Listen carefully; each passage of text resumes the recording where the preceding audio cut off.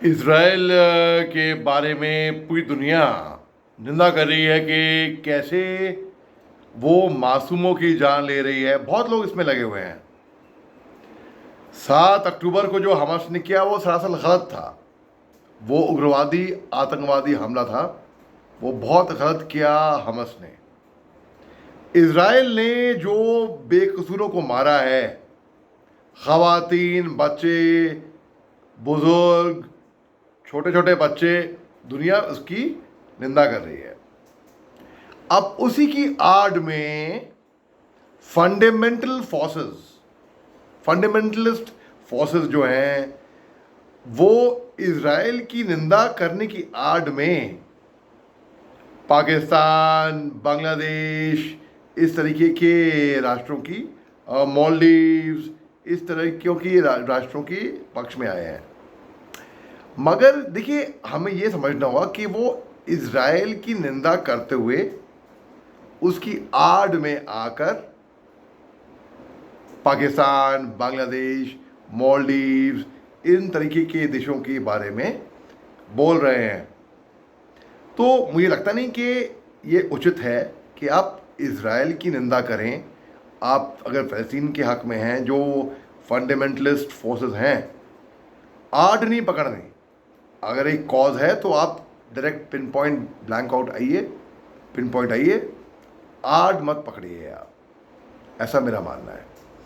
अच्छा, इसके अलावा कि रूस के जो इंटेलिजेंस चीफ हैं, सर्जी नार्चिन, उन्होंने ऐसा कहा जा रहा है कि धमकी दी है कि अगर पोलैंड और बैलिस्टिक राष्ट्र है, वो नॉन स्टॉप एग्रेशन उनके एक्शन हैं, उनके एक रिटेलिएशन एक्शन उन पे होएगा। अब क्या प्रेसिडेंट पुतिन की रेडार पे पोलैंड और बैलिस्टिक राष्ट्र हैं? तो मैं कहूँगा जी हाँ।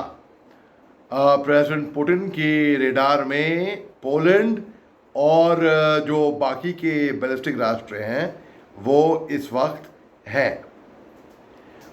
तो उनको भी थोड़ा सावधानी से यहाँ पे कदम रखना पड़ेगा। अब एक तरफ ईरान जो है वो बात कर रही है कि अमेरिका के साथ न्यूक्लियर डील की शायद बात हो सकती है, क्योंकि स्विट्ज़रलैंड की एम्बेसी से उन्होंने, जो कि दोनों देशों के साथ अच्छे संबंध में है, ईरान भी और अमेरिका भी, उन्होंने कहा था कि ईरान शायद बात नहीं करे।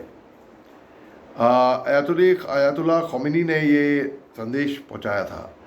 तो डोनाल्ड ट्रंप साहब ने कहा कि ठीक है, ईरान को हम 2 महीने का वक्त देंगे कि मोहलत देंगे, अगर ये न्यूक्लियर डील पर हमारे साथ समझौता नहीं करता है तो हम इस पे अटैक कर देंगे। तो ईरान ने कहा कि अनलाइकली है, ऐसा शायद मुमकिन नहीं है कि अमेरिका ईरान के ऊपर हमला कर दे, क्योंकि फिर ईरान चुप नहीं बैठेगा, ईरान भी जवाबी कार्रवाई करेगा। और जो प्रेसिडेंट पेशकिन साहब हैं ईरान के, इन्होंने कहा है कि ओमान के ज़रिए अभी भी कम्युनिकेशन जारी था और बात इसके ऊपर हो सकती है, दे कैन कंसिडर इट।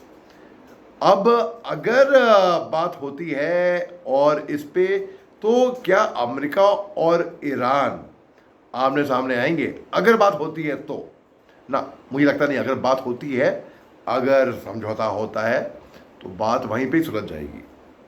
इसके आगे बात आगे बढ़ेगी नहीं। और देखिए, 19 अप्रैल को, यानी कि बस आज क्या 16 तारीख है, गिने चुने दिन रह गए हैं, और 19 अप्रैल को ये वार्तालाप सेकेंड राउंड जो है वो होनी है।